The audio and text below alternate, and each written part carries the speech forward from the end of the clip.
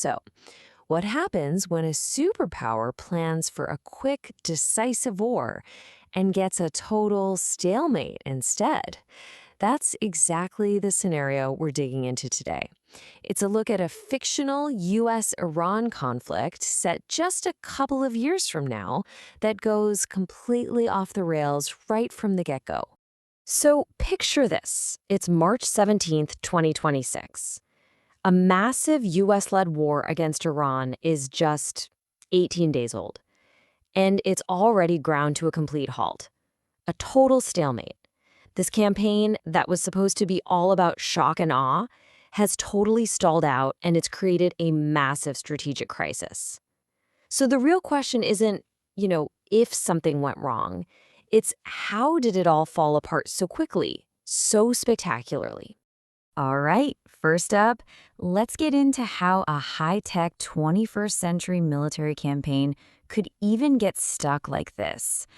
It really boils down to a story of one just fatal miscalculation, running headfirst into an opponent who turned out to be way more sophisticated than anyone expected. And to really grasp the trap the US is in here, the analysis we're looking at uses this pretty stark metaphor. You can't turn minced meat back into meat. See, the first big move was taking out Iran's old leadership. Everyone thought that would be the solution, but it wasn't.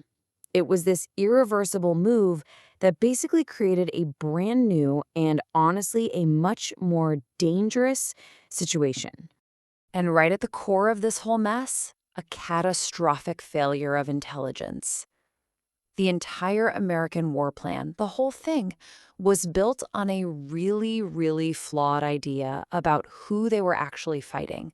You see, US planners thought they were going up against the old Iranian leadership, the guys they were used to dealing with, who were, kind of predictable. But that's not what happened. Instead, they got a totally new group in charge. And this new guard wasn't just more radical, they were smarter, way smarter. They had zero interest in negotiating the old way. They were playing to win, and they brought a completely different playbook to the table. So what was this brilliant new strategy? Well, it wasn't about fighting the US military head-on. No way. This was asymmetrical warfare, but on a global scale. First, they blockaded the Strait of Hormuz, a huge choke point for oil. Then they started hitting other key oil facilities. What did that do? It created a global energy crisis. And all that economic pain around the world, that became direct political pressure aimed right at the US. And look, this isn't just some theory on a whiteboard. The effects are real and they're happening right now. Just by hitting one port, Fujairah in the Emirates, Iran is taking 1.8 million barrels of oil off the global market. And that's not a one-time thing. That's every single day. This isn't just a military move. It's basically a weaponized attack on the entire global economy. And this strategy, it's absolutely crippling US allies in the region. We're not just talking about gas prices going up for people far away. No, in Kuwait, people are literally dealing with shortages of basic stuff. In the UAE, their oil production, the very heart of their economy, has been sliced by more than half. The pressure is building exactly where the US needs things to be stable. And on top of all that economic chaos, things aren't going well on the actual battlefield either. That big initial US air campaign, the one that was supposed to completely neutralize Iran's military, yeah, it didn't work.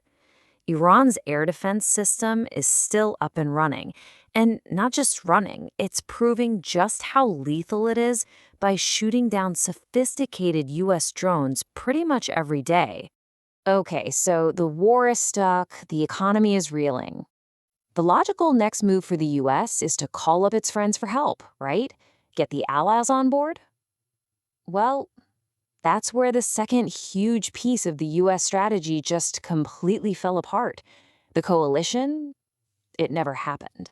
So when Washington made the call asking for help to form a naval coalition to reopen the Strait of Hormuz, the answer they got back was a fast, loud, and unified no.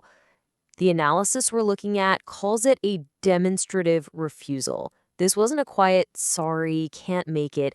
This was a public slap in the face that left the U.S. totally alone. So why did everyone say no? Well, the analysis breaks it down into two main reasons. First, you have the European allies. For them, this was basically payback, retaliation for what they saw as years of diplomatic insults and the U.S. just doing whatever it wanted. Then you've got the Asian partners. Their thinking was much more practical. This just isn't our fight, and we're not getting dragged into something that's going to mess up our own energy supply. Simple as that. So Iran sees it's in the driver's seat, and they lay out their terms to stop the fighting. And let's be clear, these are not terms for a compromise. This is a demand for a complete and total surrender. They want an end to all sanctions, they want all their frozen money back, and they want the U.S. military out of the entire Middle East, period.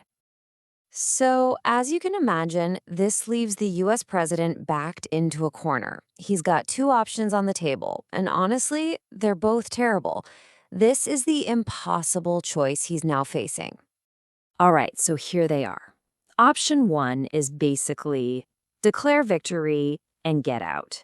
You'd use the Marines to put on a show of reopening the strait for the cameras, say, mission accomplished, and then pull everyone out of the region as fast as possible. Option two is the exact opposite. Double down. Escalate. You'd send the Marines to actually seize Iran's main oil export terminal, Kark Island, to choke off their money supply. The hope there is that the chaos would get so bad that allies would have no choice but to finally jump into a ground war. Now, if you go with option one, the whole declare victory and leave thing, the fallout would be massive. The analysis is really clear on this. It would mean the end of American leadership in the Middle East. Countries like Saudi Arabia and the UAE, they'd have to turn to China and Russia for protection, and that would lock in a huge, historic defeat for the U.S. And option two, the escalation, it's just a huge gamble. It's not a plan with a clear path to victory. It's a bet. You're betting that if you make things bad enough for everyone else, they'll have to join your fight. It is an incredibly risky, high-stakes move that could easily set the entire region on fire with absolutely no guarantee it would even work. And lurking behind both of these awful choices is the pressure back home. You know, politics. Every single day this stalemate drags on, every time gas prices jump, it gets harder and harder to sell this war to the public as anything but a total disaster. That window of opportunity to even try and call this a victory, it's slamming shut. Fast. So that's where we're left, with this incredibly stark choice. One path is a humiliating retreat, basically throwing away decades of American influence. The other is a reckless escalation that could set the entire Middle East on fire. The analysis gives no easy answers here, just a sobering choice between two different kinds of disaster, all because of one single, critical miscalculation at the very beginning.